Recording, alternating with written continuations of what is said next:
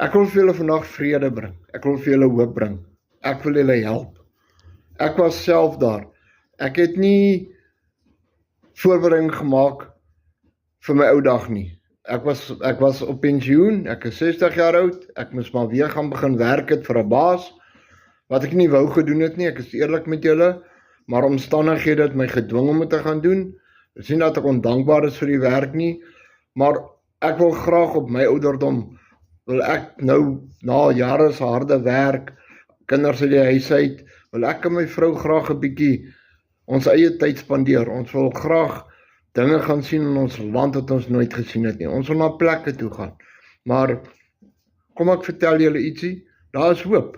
Ek het iets gevind. Ek het 'n aanlyn besigheid begin wat my help, en ek weet ek gaan weer genoeg fondse bymekaar kom. My droom is om die einde van die jaar wil ek my vrou vir see toe vat, en ons wil dit gaan geniet daar by die see. So as julle dit ook wil doen, hulp nodig het, so los het jy onder in die comment hulp, en ek help, en ek stuur vir julle 'n kort PDF, en ek kom terug na julle toe. Dankie.